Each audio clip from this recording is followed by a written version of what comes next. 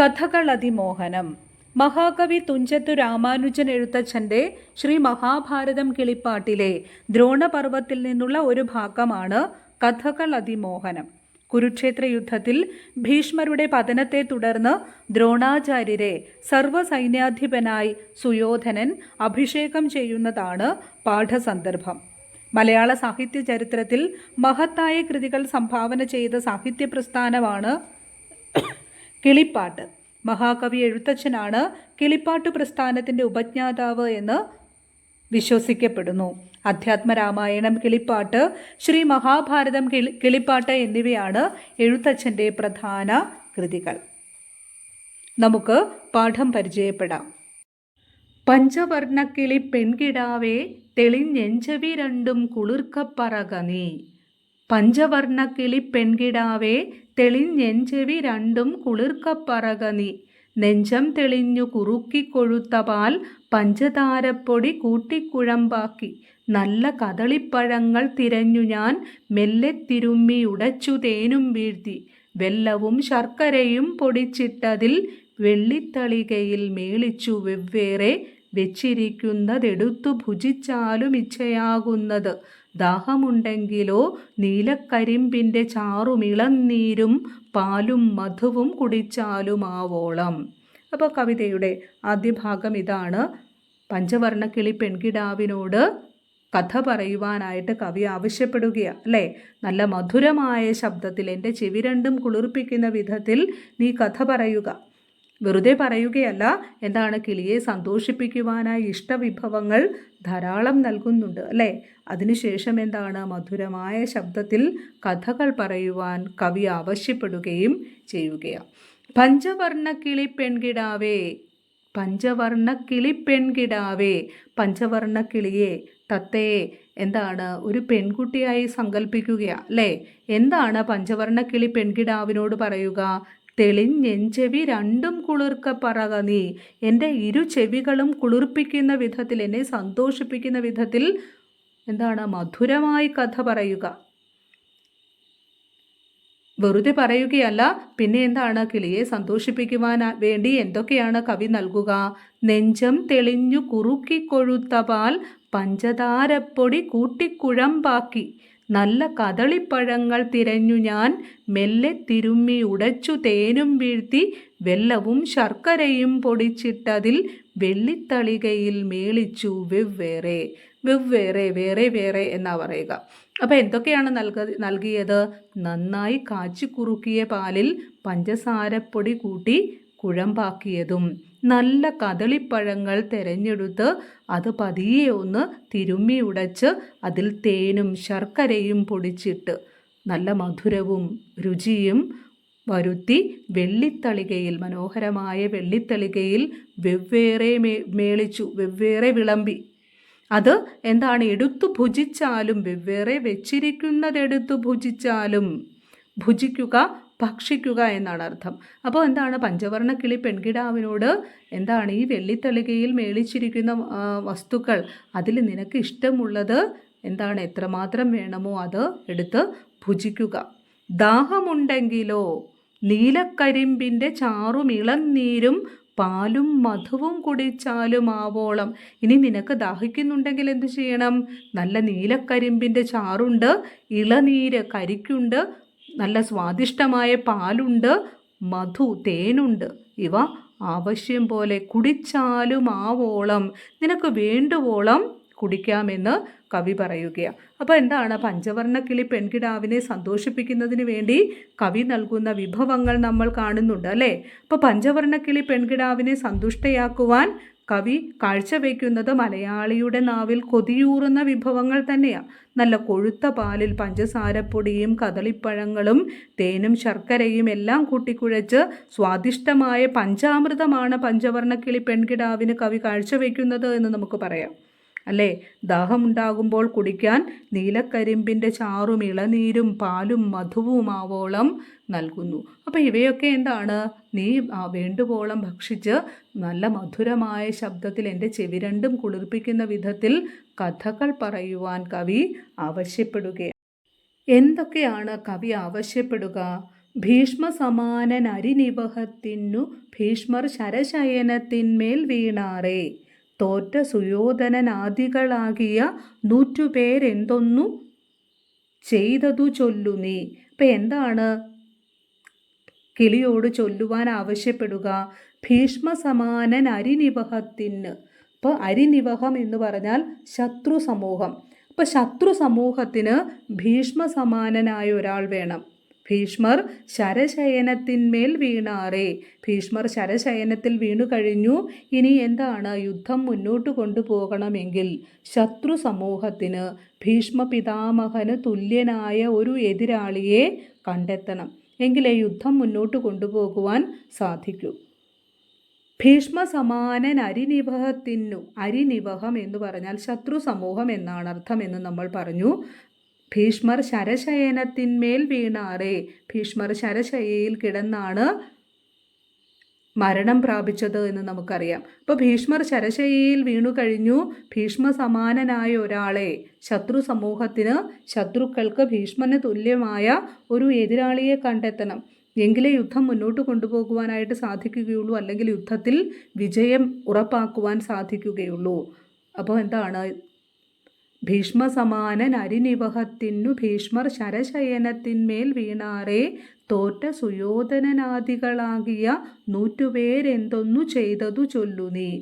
ഭീഷ്മർ വീഴുക എന്ന് പറഞ്ഞാൽ യുദ്ധം തോൽക്കുക എന്ന് തന്നെയാണ് അർത്ഥം, അല്ലേ? ഇനി യുദ്ധം മുന്നോട്ട് കൊണ്ടുപോകുവാൻ, യുദ്ധത്തിൽ ജയിക്കുവാൻ ഭീഷ്മസമാനനായ ഒരാളെ കണ്ടെത്തുക തന്നെ വേണം. തോറ്റ സുയോധനനാദികളാകിയ 100 പേരെന്തൊന്നു ചെയ്തതു ചൊല്ലു നീ. അപ്പോൾ എന്താണ്? യുദ്ധം മുന്നിൽ കാണുന്ന, തോൽവി മുന്നിൽ കാണുന്ന ദുര്യോധനാദികൾ ഭീഷ്മരുടെ പതനത്തിനു ശേഷം എന്തു ചെയ്തു? പഞ്ചവർണ്ണ കിളി പെൺകിടാവിനോട് തുടർന്നു സംഭവിച്ച കാര്യങ്ങൾ എന്തൊക്കെയാണെന്ന് പറയുവാൻ കവി ആവശ്യപ്പെടുകയാണ്. ചൊല്ലുവാനാവതില്ലെങ്കിലും ഒട്ടൊട്ടു ചൊല്ലുന്നതുണ്ടു കനക്കെ ചുരുക്കിനി. അപ്പം എന്താണ് പഞ്ചവർണ്ണക്കിളി പറയുക? ചൊല്ലുവാനാവതില്ലെങ്കിലും ഒട്ടൊട്ടു ചൊല്ലുന്നതുണ്ട് കനക്കെ ചുരുക്കി ഞാൻ. ചൊല്ലുവാൻ തനിക്ക് ആവതില്ലെങ്കിലും വളരെ ചുരുക്കി താൻ കാര്യങ്ങൾ പറയാമെന്ന് കിളി പറയുകയാണ്. ഇപ്പം മഹാഭാരത കഥ വിസ്തരിച്ച് പറയുവാൻ തനിക്ക് ആവതില്ല, അല്ലേ? അതുകൊണ്ട് തന്നെ എന്താണ്? താനത് വളരെ ചുരുക്കി പറയാമെന്ന് പറയുകയാണ്. ചൊല്ലുവാനാവതില്ലെങ്കിലും ഒട്ടൊട്ടു ചൊല്ലുന്നതുണ്ടു കനക്കെ ചുരുക്കി ഞാൻ. എന്താണ് കനക്കെ ചുരുക്കി പറയുക? വളരെ ചുരുക്കി എന്താണ് പറയുക? അതിൻ്റെ കാമ്പ്, അർത്ഥവത്തായ കാര്യങ്ങൾ, പ്രധാനപ്പെട്ട കാര്യങ്ങളൊക്കെ പഞ്ചവർണ്ണക്കിളി വിവരിക്കുകയാണ്. വൻപനാം കർണനോടാശു സുയോധനൻ അൻപൊടു സേനാപതിയാക നീ എന്നാൻ. അപ്പം എന്താണ് സുയോധനൻ പറഞ്ഞത്? സുയോധനൻ വൻപനാം കർണനോട്, അപ്പോൾ എന്താണ്? കർണനോട് സുയോധനൻ ആവശ്യപ്പെടുകയാണ്, നീ സേനാപതിയാകാം. പക്ഷേ എന്താണ്? കർണനും മന്ദസ്മിതം ചെയ്തു ചൊല്ലിനാൻ കർണസുഖം ഞാൻ പറകയില്ലാരോടും. കർണൻ മന്ദസ്മിതത്തോടുകൂടി ഒരു പുഞ്ചിരിയോട് കൂടി പറയുകയാണ്, ഞാൻ കർണസുഖം ചൊല്ലുകയില്ല ആരോടും. എന്ന് പറഞ്ഞാൽ എന്താണ്? വെറുതെ സന്തോഷിപ്പിക്കുന്നതിന് വേണ്ടി ഞാൻ കാര്യങ്ങൾ പറയാറില്ല. പ്രീതി നേടുന്നതിന് വേണ്ടി ഞാൻ സുഖിപ്പിച്ചു സംസാരിക്കാറില്ല. എന്താണ് വേണ്ടത് എന്ന് തുടർന്ന് കർണൻ പറയുന്നുണ്ട്. എന്താണ് പറയുക? കർണനും മന്ദസ്മിതം ചെയ്തു ചൊല്ലിനാൻ കർണസുഖം ഞാൻ പറകയില്ല ആരോടും. ദ്രോണരാമാചാര്യർ താരിനിക്കെ എന്തു മാനിച്ചു മറ്റുള്ളോർ നിർത്തുന്നിതു പട. ദ്രോണാചാര്യരിക്കെ മറ്റൊരാൾ യുദ്ധം മുന്നോട്ട് കൊണ്ടുപോകുന്നത് എന്തിനു വേണ്ടിയാണ്? അല്ലെങ്കിൽ എങ്ങനെയാണ്? എന്താണ്? മന്നവ കേൾക്ക, ഭരദ്വാജനന്ദനൻ ഇന്നുള്ള യോദ്ധാക്കളിൽ പ്രബലാധിപൻ.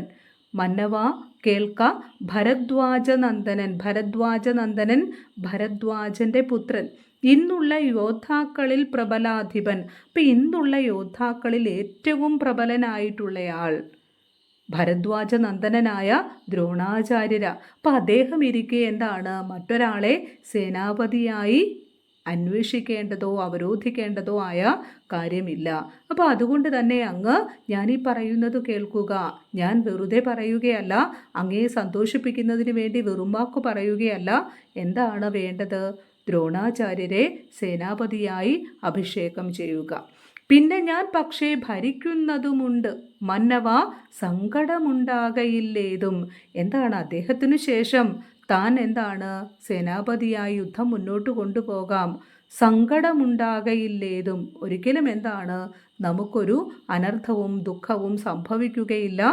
എന്താണ് അതുകൊണ്ട് തന്നെ അങ്ങ് ഈ കാര്യത്തിൽ ഒരു തീരുമാനമെടുക്കുക. മാനിയായുള്ള സുയോധനൻ ദ്രോണരെ സേനാപതിയായി അഭിഷേകവും ചെയ്താൻ. മാനിയായുള്ള സുയോധനൻ, അഭിമാനിയായ സുയോധനൻ ദ്രോണാചാര്യരെ സേനാപതിയായി അഭിഷേകവും ചെയ്തു. ശ്രീ മഹാഭാരതം കിളിപ്പാട്ട് ദ്രോണപർവം. എഴുത്തച്ഛൻ. കഥകളതിമോഹനം എന്ന പാഠഭാഗം നമ്മൾ പരിചയപ്പെട്ടു കഴിഞ്ഞു. ഏതു കൃതിയിൽ നിന്നുള്ളതാണ് ഈ പാഠഭാഗം? ശ്രീ മഹാഭാരതം കിളിപ്പാട്ടിൽ നിന്നുള്ളതാണ്. ആരാണ് ശ്രീ മഹാഭാരതം കിളിപ്പാട്ടിൻ്റെ രചയിതാവ്? നമുക്കറിയാം, എഴുത്തച്ഛൻ്റെ പ്രധാനപ്പെട്ട കൃതികളിൽ ഒന്ന് തന്നെയാണ് ശ്രീ മഹാഭാരതം കിളിപ്പാട്ട്. അപ്പം നമ്മൾ രാമായണം എന്നും മഹാഭാരതം എന്നും കേട്ടിട്ടുണ്ട്. ഭാരതീയ ഇതിഹാസങ്ങളാണ് അല്ലേ? അപ്പോൾ ഭാരതീയ ഇതിഹാസങ്ങളായ രാമായണവും മഹാഭാരതവും ഒക്കെ വിവിധ ഭാഷകളിലേക്ക് വിവർത്തനം ചെയ്യപ്പെടുകയുണ്ടായി. മലയാളത്തിലും മഹാഭാരതവും രാമായണവും രചിക്കുകയുണ്ടായി. അത് വെറും വിവർത്തനമല്ല. എഴുത്തച്ഛൻ മൂലകൃതിയിൽ നിന്ന് തൻ്റേതായ മനോധർമ്മമനുസരിച്ച് വേണ്ട മാറ്റങ്ങളൊക്കെ വരുത്തി സ്വതന്ത്രമായ രീതിയിൽ രചിക്കുകയാണ് ഉണ്ടായത്. അപ്പോൾ അതുകൊണ്ട് തന്നെയാണ് ശ്രീ മഹാഭാരതം കിളിപ്പാട്ട് എഴുത്തച്ഛൻ്റെ കൃതിയായി അറിയപ്പെടുക. ശ്രീ മഹാഭാരതം കിളിപ്പാട്ടും രാമായണം കിളിപ്പാട്ടുമാണ് എഴുത്തച്ഛൻ്റെ പ്രധാന കൃതികൾ. അപ്പോൾ അദ്ദേഹത്തിൻ്റെ ശ്രീ മഹാഭാരതം കിളിപ്പാട്ടിൽ നിന്നുള്ള ഒരു ഭാഗമാണ് കഥകളതിമോഹനം. ഇത് ദ്രോണപർവത്തിൽ നിന്നുള്ള ഒരു ഭാഗമാണ് എന്നും നമ്മൾ കണ്ടു. ദ്രോണപർവം കുരുക്ഷേത്ര യുദ്ധവുമായി ബന്ധപ്പെട്ട ഒരു സന്ദർഭമാണ്. ആരൊക്കെ തമ്മിലായിരുന്നു കുരുക്ഷേത്ര യുദ്ധം നടന്നത്? പാണ്ഡവരും കൗരവരും തമ്മിൽ നടന്ന യുദ്ധമാണ് അല്ലേ? ജ്യേഷ്ഠൻ്റെയും അനുജൻ്റെയും മക്കളാണ് പാണ്ഡവരും കൗരവരും എന്ന് നമുക്കറിയാം. എങ്കിലും എന്താണ്, അധികാരവും സമ്പത്തും നേടിയെടുക്കുന്നതിന് വേണ്ടി, തങ്ങൾക്ക് അവകാശപ്പെട്ടത് നേടിയെടുക്കുന്നതിന് വേണ്ടി പാണ്ഡവർക്ക് യുദ്ധം ചെയ്യേണ്ടതായി വന്നു അല്ലേ? അപ്പം പാണ്ഡവർക്ക് അവകാശപ്പെട്ടതുകൂടി കൗരവർ കൈയടക്കി വെച്ചിരുന്ന സാഹചര്യത്തിൽ യുദ്ധം അനിവാര്യമായി തീർന്നു. തങ്ങളുടെ അവകാശം നേടിയെടുക്കുന്നതിന് വേണ്ടി യുദ്ധം അനിവാര്യമായി തീർന്നു. അങ്ങനെ പാണ്ഡവരും കൗരവരും തമ്മിൽ നടക്കുന്ന യുദ്ധത്തിനിടയിൽ ഭീഷ്മ പിതാമഹൻ ശരശയ്യയിലായി. ശരം കൊണ്ടുള്ള, അമ്പുകൾ കൊണ്ടുള്ള, അസ്ത്രം കൊണ്ടുള്ള ശയ്യ. അപ്പോൾ അർജുനൻ അദ്ദേഹത്തെ അസ്ത്രമെയ്ത് വീഴ്ത്തുകയാണ് ഉണ്ടായത്. ഇപ്പോൾ കഥ ഒരുപാടുണ്ട്. അപ്പോൾ എന്തായാലും എന്താണ്, ദേഹമാസകലം അസ്ത്രങ്ങൾ തറഞ്ഞു കയറി അദ്ദേഹം എന്താണ് യുദ്ധഭൂമിയിൽ വീണു. പക്ഷെ അദ്ദേഹത്തിൻ്റെ ശരീരം നിലം പതിച്ചില്ല. കാരണം എന്താണ്, അദ്ദേഹത്തിൻ്റെ ദേഹം മുഴുവൻ അസ്ത്രങ്ങളായിരുന്നത് കൊണ്ട് അദ്ദേഹം എന്താണ് അസ്ത്രങ്ങൾ കൊണ്ട് തീർത്ത ഒരു ശയ്യയിലാണ് വീണത് എന്ന് നമുക്ക് പറയാം. കാരണം ഭൂമിയിൽ അദ്ദേഹത്തിൻ്റെ ശരീരം പതിച്ചില്ല. അപ്പോൾ അങ്ങനെ എന്താണ്, ഭീഷ്മർ ശരശയ്യയിലായി. തുടർന്ന് യുദ്ധം മുന്നോട്ട് നയിക്കുവാൻ പുതിയ സേനാപതിയെ തിരഞ്ഞെടുക്കേണ്ടതുണ്ട്. അപ്പം തീർച്ചയായും എന്താണ്, ഭീഷ്മർ നിലം പതിക്കുക എന്ന് പറഞ്ഞാൽ തീർച്ചയായും പാണ്ഡവരെ സംബന്ധിച്ചിടത്തോളം അതൊരു നേട്ടമാണ്. അതേസമയം കൗരവരെ സംബന്ധിച്ചിടത്തോളം വലിയൊരു പ്രതിസന്ധിയാണ്, അല്ലെങ്കിൽ നഷ്ടമാണ് അല്ലേ? യുദ്ധം ഒരു ഘട്ടത്തിൽ എത്തിക്കഴിഞ്ഞിരിക്കുന്നു. സ്വാഭാവികമായും എന്താണ്, ഭീഷ്മരുടെ പതനം കൗരവരെ ആശങ്കയിലാഴ്ത്തുന്നുണ്ട്. അപ്പോൾ യുദ്ധം മുന്നോട്ട് കൊണ്ടുപോകുവാൻ പുതിയൊരു സേനാപതിയെ നിയമിക്കേണ്ടതുണ്ട്. അപ്പോൾ ദുര്യോധനൻ കർണനോട് സേനാപതിയാകുവാൻ ആവശ്യപ്പെടുന്നത് നമ്മൾ കാണുകയുണ്ടായി. അപ്പോൾ അങ്ങനെ എന്താണ്, സേനാപതിയാകുവാൻ കർണനോട് സുയോധനൻ ആവശ്യപ്പെട്ടു. പക്ഷേ കർണൻ എന്താണ്, അത് സ്നേഹപൂർവം നിരസിക്കുകയും ദ്രോണാചാര്യരെ സേനാപതിയായി അഭിഷേകം ചെയ്യുവാൻ നിർദ്ദേശിക്കുകയും ചെയ്യുന്നത് നമ്മൾ കണ്ടു. തുടർന്ന് എന്താണ്, കർണൻ്റെ വാക്കുകൾ കേട്ട് ഉൾക്കൊണ്ട് സുയോധനൻ ദ്രോണരെ സൈന്യാധിപനായി സർവ്വസൈന്യാധിപനായി അഭിഷേകം ചെയ്യുന്നതോടുകൂടിയാണ് ഈ പാഠം അവസാനിച്ചത് എന്ന് നമ്മൾ കണ്ടു. അപ്പോൾ എന്താണ് ഈ പാഠവുമായി ബന്ധപ്പെട്ട് ഒരുപാട് കഥകളും ഉപകഥകളും ഒക്കെ പറയേണ്ടതുണ്ട്. അത് നമുക്ക് സന്ദർഭം പോലെയൊക്കെ വിശദീകരിക്കാം. ഇനി നമുക്ക് എന്താണ് പഠന പ്രവർത്തനങ്ങളൊന്ന് നോക്കാം. ആദ്യ ചോദ്യം നോക്കുക. പഞ്ചവർണ്ണ കിളിക്ക് കവി നൽകുന്ന വിശിഷ്ട ഭോജ്യങ്ങൾ എന്തെല്ലാം? അവയുടെ സവിശേഷത എന്ത്? പഞ്ചവർണ്ണ കിളിക്ക് കവി നൽകുന്ന വിശിഷ്ട ഭോജ്യങ്ങൾ എന്തെല്ലാം? പഞ്ചവർണ്ണ കിളി പെൺകിടാവിനോട് കഥ പറയുവാൻ ആവശ്യപ്പെടുന്ന കവി പഞ്ചവർണ്ണ കിളിക്ക് വിശിഷ്ട ഭോജ്യങ്ങൾ നൽകുന്നതായി നമ്മൾ പാഠത്തിൻ്റെ തുടക്കത്തിൽ കാണുന്നുണ്ട്. എന്തൊക്കെയാണ് നൽകിയത്? നമ്മൾ കണ്ടതാണ്. എന്താണ്? നന്നായി കാച്ചിക്കുറുക്കിയ പാലിൽ പഞ്ചസാരപ്പൊടി ചേർത്ത് കുഴമ്പാക്കിയതും നല്ല കദളിപ്പഴം പതിയെ തിരുമ്മിയുടച്ച് അതിൽ തേനും ശർക്കരപ്പൊടിയും ചേർത്ത് കൂടുതൽ മധുരവും സ്വാദും വരുത്തിയതും നല്ല വെള്ളിത്തളികയിൽ വെവ്വേറെ മേളിച്ചു എന്ന് നമ്മൾ കണ്ടു അല്ലേ. അപ്പോൾ പഞ്ചവർണ്ണ കിളിക്ക് നന്നായി കാച്ചിക്കുറുക്കിയ പാലിൽ പഞ്ചസാരപ്പൊടി ചേർത്ത് കുഴമ്പു രൂപത്തിലാക്കി. ഒപ്പം എന്താണ്? നല്ല കദളിപ്പഴം പതിയെ തിരുമ്മിയുടച്ച് അതിൽ തേനും വെല്ലവും ശർക്കരയും പൊടിച്ചിട്ടു എന്ന് തുടർന്ന് പറയുന്നുണ്ട് അല്ലേ. കൂടുതൽ തേനൊഴിച്ചു. പിന്നീട് എന്താണ്? കൂടുതൽ മധുരം വരുത്തുന്നതിന് വേണ്ടി വെല്ലവും ശർക്കരയും പൊടിച്ചിടുന്നതും അങ്ങനെ എന്താണ്? സ്വാദിഷ്ടമായി വിഭവങ്ങൾ വെള്ളിത്തളികയിൽ മേളിക്കുന്നതും നമ്മൾ കണ്ടു അല്ലേ. തേൻ കണ്ഠശുദ്ധിക്കും സ്വരമാധുര്യത്തിനും ഒക്കെ നല്ലതാണ് എന്ന് നമുക്ക് കാണാം. ഒപ്പം തന്നെ എന്താണ്? മധുരമുള്ള ഭക്ഷണ സാധനങ്ങളെല്ലാം എല്ലാവർക്കും പ്രിയപ്പെട്ടതാണ്. എല്ലാ വിശേഷ അവസരങ്ങളിലും നമ്മൾ മധുരം നൽകാറും ഒപ്പം എന്താണ്? മധുരം വിളമ്പാറും ഒക്കെയുണ്ട് അല്ലേ. അപ്പോൾ എന്താണ്? ഏവർക്കും പ്രിയപ്പെട്ടതാണ് മധുരമുള്ള വിഭവങ്ങൾ. ഇവിടെ എന്താണ്? നന്നായി കാച്ചിക്കുറുക്കിയ പാലിൽ പഞ്ചസാരപ്പൊടി ചേർത്ത് കുഴമ്പു രൂപത്തിലാക്കി കിളിക്ക് നൽകുന്നു. ഒപ്പം നല്ല കദളിപ്പഴം പതിയെ തിരുമ്മിയുടച്ച് അതിൽ തേനൊഴിച്ച് ഒപ്പം എന്താണ്? വെല്ലവും ശർക്കരയും പൊടിച്ചിട്ട് നൽകുന്നതും നമ്മൾ കാണുന്നുണ്ട്. തുടർന്ന് എന്താണ്? ദാഹമുണ്ടെങ്കിൽ കുടിക്കുവാനായി എന്തൊക്കെയാണ് നൽകുന്നത്? നീലക്കരിമ്പിൻ്റെ ചാറും ഇളനീരും പാലും മധുവുമൊക്കെ ആവോളം കുടിച്ചാലും എന്ന് പറയുന്നുണ്ട് അല്ലേ. ഇളനീര് എന്ന് പറഞ്ഞാൽ എന്താണ്? കരിക്കിൻ വെള്ളമാണ്. അപ്പം നല്ല നീലക്കരിമ്പിൻ്റെ ചാറും ഇളനീരും പാലും മധുവുമെല്ലാം നൽകുന്നത് നമ്മൾ കണ്ടു. അപ്പോൾ തീർച്ചയായും എന്താണ്? പഞ്ചവർണ്ണ കിളിയെ സന്തോഷിപ്പിക്കുകയും അതിന് എന്താണ്? മധുരതരമായ ഈ വിശിഷ്ട ഭോജ്യങ്ങളൊക്കെ നൽകി അതിനെ സന്തോഷിപ്പിച്ച് മധുരമായ ശബ്ദത്തിൽ എല്ലാവരെയും സന്തോഷിപ്പിക്കുന്ന രീതിയിൽ അല്ലെങ്കിൽ തൻ്റെ ചെവി രണ്ടും കുളിർപ്പിക്കുന്ന രീതിയിൽ കഥകൾ പറയുവാനും കവി ആവശ്യപ്പെടുന്നതായി നമ്മൾ കാണുന്നു. രണ്ടാമത്തെ ചോദ്യം നോക്കുക. കർണസുഖം ഞാൻ പറകയില്ല ആരോടും. കർണൻ്റെ ഈ നിലപാട് വർത്തമാനകാല സമൂഹത്തിൽ എത്രമാത്രം പ്രസക്തമാണ്? വിശകലനം ചെയ്ത് കുറിപ്പ് തയ്യാറാക്കുക. കർണസുഖം ഞാൻ പറകയില്ല ആരോടും. കർണൻ്റെ വാക്കുകളാണ്. ആരോടാണ് പറയുക? സുയോധനനോടാണ് പറയുക. ഏതാണ് സന്ദർഭം എന്ന് നമ്മൾ കണ്ടുകഴിഞ്ഞു. ഭീഷ്മർ ശരശയ്യയിൽ വീണു കഴിഞ്ഞു. യുദ്ധം മുന്നോട്ട് കൊണ്ടുപോകുവാൻ സുയോധനനെ സംബന്ധിച്ച് എന്താണ്? ഒരു സേനാപതിയെ തിരഞ്ഞെടുക്കേണ്ടതുണ്ട്. അപ്പോൾ അങ്ങനെ എന്താണ്? കർണനോട് സേനാപതിയാകുവാൻ ആവശ്യപ്പെടുമ്പോൾ കർണൻ പറയുന്ന വാക്കുകളാണിത്. കർണസുഖം ഞാൻ പറകയില്ലാരോടും. മറ്റുള്ളവരെ സന്തോഷിപ്പിക്കുന്നതിന് വേണ്ടി അവരുടെ പ്രീതി പിടിച്ചു പറ്റുന്നതിന് വേണ്ടി ഞാൻ ഒരു കാര്യവും ആരോടും പറയുകയില്ല എന്ന തൻ്റെ നിലപാട് വ്യക്തമാക്കുകയാണ് കർണൻ ചെയ്യുക. എന്തായിരുന്നു കർണൻ തുടർന്ന് പറയുന്നത് എന്ന് നമ്മൾ കാണുന്നുണ്ട് അല്ലേ. ഇപ്പോൾ മഹാഭാരത യുദ്ധത്തിൽ ഭീഷ്മർ ശരശയ്യയിലായി. യുദ്ധം മുന്നോട്ട് നയിക്കുവാൻ സേനാപതിയായ ഒരാളെ തിരഞ്ഞെടുക്കണം. ദുര്യോധനൻ കർണനോട് സേനാപതിയാകുവാൻ ആവശ്യപ്പെട്ടു. അപ്പോഴാണ് കർണൻ ഇപ്രകാരം പറയുക: മറ്റുള്ളവരെ പ്രീതിപ്പെടുത്തുന്നതിനായി മാത്രം ഞാൻ ഒരു കാര്യവും സംസാരിക്കാറില്ല. താൻ പറയുന്ന കാര്യങ്ങൾ സത്യമാണെന്നും അത് അങ്ങ് മനസ്സിലാക്കണം. അങ്ങയുടെ പ്രീതിക്കായല്ല, സത്യസന്ധമായാണ് താൻ സംസാരിക്കുന്നത് എന്ന് കർണൻ പറയുകയാണ്. എന്താണ് കർണൻ തുടർന്ന് പറഞ്ഞത്?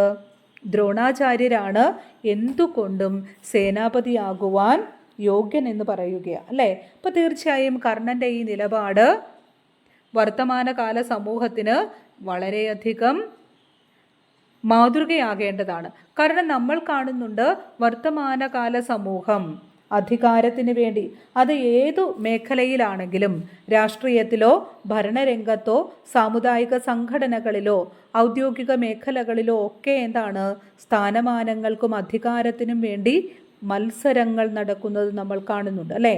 അധികാരം നേടിയെടുക്കുന്നതിനായുള്ള ചരടുവലികൾ, നെറികെട്ട തന്ത്രങ്ങൾ, അവകാശ തർക്കങ്ങൾ എല്ലാം നാം നിത്യവും വർത്തമാനകാല സമൂഹത്തിൽ കാണുന്നുണ്ട്. അപ്പം ഇങ്ങനെയൊരു സാമൂഹിക സാഹചര്യം നിലനിൽക്കുമ്പോൾ സുയോധനൻ നൽകിയ സർവ്വസൈന്യാധിപ സ്ഥാനം കർണൻ സ്വീകരിച്ചില്ല എന്ന് മാത്രമല്ല, ഇന്നുള്ള യോദ്ധാക്കളിൽ ഏറ്റവും പ്രബലൻ ഭരദ്വാജനന്ദനായ ദ്രോണാചാര്യരാണ് എന്നും അദ്ദേഹത്തെ സൈന്യാധിപനായി അഭിഷേചിച്ച് യുദ്ധം മുന്നോട്ട് കൊണ്ടുപോകുവാനും കർണൻ ആവശ്യപ്പെടുകയാണ്. ഇപ്പം കർണൻ നല്ലൊരു യോദ്ധാവാണ്, അർജുനനോട് കിടപിടിക്കുന്ന വില്ലാളി വീരനുമാണ്. എന്നിട്ടും സുയോധനൻ വച്ചു നീട്ടിയ ആ സൗഭാഗ്യം അദ്ദേഹം സ്വീകരിച്ചില്ല. ഭീഷ്മ പിതാമഹന് പിൻഗാമിയായി ദ്രോണാചാര്യരെ നിർദ്ദേശിക്കുകയാണ് ചെയ്തത്. ഇത് തീർച്ചയായും അനുകരണീയമായ മാതൃകയാണ്. അധികാരത്തിനും അവകാശത്തിനും വേണ്ടി മത്സരിക്കുന്ന വർത്തമാനകാല സമൂഹത്തിന് നല്ലൊരു മാതൃകയും പ്രചോദനവുമാണ് തീർച്ചയായും കർണൻ്റെ വാക്കുകൾ. അടുത്ത ചോദ്യം നോക്കുക. ആദരാലെങ്കിലും കോരി വിളമ്പിയാൽ സ്വാതില്ലയെന്നു വരുമിനി നിർണയം. കല്യാണ സൗഗന്ധികം തുള്ളൽ, കുഞ്ചൻ നമ്പ്യാർ. ഇപ്പോൾ കുഞ്ചൻ നമ്പ്യാരുടെ കല്യാണ സൗഗന്ധികം തുള്ളലിലെ ഒരു സന്ദർഭമാണ്. എന്താണ് നമ്പ്യാർ പറയുക? ആദരാലെങ്കിലും കോരി വിളമ്പിയാൽ സ്വാതില്ല എന്നു വരുമിനി നിർണയം. എത്ര രുചികരമായ ഭക്ഷണ സാധനമാണെങ്കിലും അമിതമായി വിളമ്പിയാൽ അതിൻ്റെ സ്വാദ് ആസ്വദിക്കുവാൻ സാധിക്കുകയില്ല എന്നാണ് നമ്പ്യാർ പറയുക. എത്ര സ്വാദിഷ്ടമായ ഭക്ഷണ പദാർത്ഥമാണെങ്കിലും കൂടുതൽ കഴിച്ചാൽ മടുപ്പ് തോന്നുകയാണ് ഉണ്ടാവുക അല്ലേ. അതൊരു യാഥാർത്ഥ്യമാണ്. കാവ്യരചനയെ സംബന്ധിച്ചിടത്തോളവും ഇത് ശരി തന്നെയാണ് എന്ന് നമുക്ക് മനസ്സിലാക്കുവാനായിട്ട് പറ്റും. ചൊല്ലുന്നതുണ്ടു കനക്കെ ചുരുക്കി ഞാൻ, എഴുത്തച്ഛൻ്റെ വരികളാണ്. ചൊല്ലുന്നതുണ്ടു കനക്കെ ചുരുക്കി ഞാൻ. അപ്പോൾ എന്താണ് നമ്പ്യാർ ആദരാലെങ്കിലും കോരി വിളമ്പിയാൽ സ്വാതില്ല എന്നു വരുമിനി നിർണയം എന്ന് പറയുന്നു. എഴുത്തച്ഛൻ പറയുന്നു ചൊല്ലുന്നതുണ്ടു കനക്കെ ചുരുക്കി ഞാൻ. മുകളിൽ നൽകിയിരിക്കുന്ന കവിവചനങ്ങൾ ഭാഷയുടെ എന്തെല്ലാം സവിശേഷതകളാണ് വ്യക്തമാക്കുന്നത്? കാവ്യഭാഗങ്ങൾ വിശദമാക്കി കുറിപ്പ് തയ്യാറാക്കുക. ഇപ്പോൾ കാവ്യഭാഗങ്ങൾ വിശദമാക്കി കുറിപ്പ് തയ്യാറാക്കുവാനാണ് പറഞ്ഞിരിക്കുക. നമ്പ്യാർ പറഞ്ഞിരിക്കുന്നത് നമ്മൾ കാണുന്നുണ്ട്. ആദരാലെങ്കിലും, ആദരവോടു കൂടിയാണ് എങ്കിലും, കോരി വിളമ്പിയാൽ, ഏറെ വിളമ്പിയാൽ സ്വാദില്ല എന്നു വരും ഇനി നിർണയം. അപ്പോൾ എന്താണ്, കാവ്യരചനയെ സംബന്ധിച്ചാണെങ്കിലും ഒരുപാട് വിശദീകരണവും ഒപ്പം എന്താണ് വ്യാഖ്യാനങ്ങളുമൊക്കെ നൽകിക്കഴിഞ്ഞാൽ സ്വാഭാവികമായും അതിൻ്റെ എന്താണ് സ്വാഭാവികമായ ഒഴുക്കിന് ഒരു തടസ്സം നേരിടുകയും അത് ആസ്വാദനത്തെ തടസ്സപ്പെടുത്തുകയും ഒക്കെ ചെയ്യും. അപ്പം അതുകൊണ്ട് തന്നെ എന്താണ് ഏറ്റവും ചുരുക്കി ഏറ്റവും എന്താണ് മനോഹരമാക്കി അവതരിപ്പിക്കുക എന്നുള്ളതാണ് നല്ലത്. അപ്പോൾ ഈ ഒരു കാവ്യരചനാ രീതിയാണ് എഴുത്തച്ഛൻ മഹാഭാരതം കിളിപ്പാട്ടിൽ സ്വീകരിച്ചിരിക്കുന്നത് എന്ന് നമുക്ക് കാണുവാനായിട്ട് പറ്റും. ഇപ്പോൾ കഥകൾ അതിമോഹനം എന്ന പാഠഭാഗം ശ്രദ്ധിച്ചാൽ നമുക്കത് മനസ്സിലാക്കുവാനായിട്ട് സാധിക്കുന്നുണ്ട്. ചുരുങ്ങിയ വാക്കുകൾ കൊണ്ടാണ് മഹാഭാരതത്തിലെ നിർണായകമായ ചില സന്ദർഭങ്ങൾ എഴുത്തച്ഛൻ ദ്രോണപർവത്തിലെ ഈ കഥകളതിമോഹനം എന്ന പാഠഭാഗത്ത് അവതരിപ്പിച്ചിരിക്കുന്നത് എന്ന് നമുക്ക് കാണാം. എന്തൊക്കെയായിരുന്നു ആ പ്രധാനപ്പെട്ട സന്ദർഭങ്ങൾ? ദ്രോണർ സേനാപതിയായി അഭിഷേകം ചെയ്യപ്പെടുന്നതിന് മുൻപ് എന്തൊക്കെ കാര്യങ്ങൾ പറയുന്നുണ്ട്? ഭീഷ്മർ ശരശയ്യയിലാകുന്നതും സുയോധനൻ കർണനോട് സേനാപതിയാകുവാൻ ആവശ്യപ്പെടുന്നതും കർണൻ അതിനു നൽകുന്ന മറുപടിയും ഒപ്പം എന്താണ് ദ്രോണാചാര്യരെ സുയോധനൻ സേനാപതിയായി അഭിഷേകം ചെയ്യുന്നതും നമ്മൾ കാണുന്നുണ്ട്. അപ്പോൾ എന്താണ് വളരെ ചുരുങ്ങിയ വാക്കുകളിൽ എന്താണ് ഈ കാര്യങ്ങളൊക്കെ അദ്ദേഹം എന്താണ് വളരെ വ്യക്തമായും ഭംഗിയായും അവതരിപ്പിച്ചിരിക്കുന്നതായി നമുക്ക് കാണുവാനായിട്ട് പറ്റും. അപ്പോൾ തീർച്ചയായും എന്താണ് കാവ്യരചന വേളയിൽ ശ്രദ്ധിക്കേണ്ട ചില കാര്യങ്ങൾ നമുക്ക് ഈ ഒരു സന്ദർഭത്തിൽ വ്യക്തമാക്കുവാനായിട്ട് അല്ലെങ്കിൽ കണ്ടെത്തുവാനായിട്ട് സാധിക്കുന്നുണ്ട്. അടുത്ത ചോദ്യം നോക്കുക. പഞ്ചവർണ്ണക്കിളി പെൺകിടാവേ തെളിഞ്ഞെഞ്ചവി രണ്ടും കുളിർക്കപ്പറക നീ. മറ്റൊരു സന്ദർഭം, കർണനും മന്ദസ്മിതം ചെയ്തു ചൊല്ലിനാൻ കർണസുഖം ഞാൻ പറകയില്ലാരോടും. ചെവി രണ്ടും കുളിർക്കപ്പറക, കർണസുഖം എന്നീ പ്രയോഗങ്ങൾ ശ്രദ്ധിച്ചല്ലോ. കർണസുഖത്തെ വ്യത്യസ്തമായി ആവിഷ്കരിച്ചിട്ടുള്ള സന്ദർഭങ്ങളാണ് ഇത്. രണ്ടു സന്ദർഭങ്ങളിലും ആശയത്തെ വ്യത്യസ്തമാക്കുന്നതെന്തെല്ലാം? സ്വാഭിപ്രായം സമർത്ഥിക്കുക. അപ്പോൾ ആദ്യ സന്ദർഭം പഞ്ചവർണ്ണക്കിളി പെൺകിടാവിനോട് തൻ്റെ ചെവി രണ്ടും കുളിർപ്പിക്കുന്ന രീതിയിൽ കഥകൾ പറയുവാൻ കവി ആവശ്യപ്പെടുന്നതാണ്. രണ്ടാമത്തെ സന്ദർഭം കർണൻ പറയുന്നതാണ് സുയോധനനോട് കർണസുഖം ഞാൻ, കർണനും മന്ദസ്മിതം ചെയ്തു ചൊല്ലിനാൻ കർണസുഖം ഞാൻ പറകയില്ലാരോടും.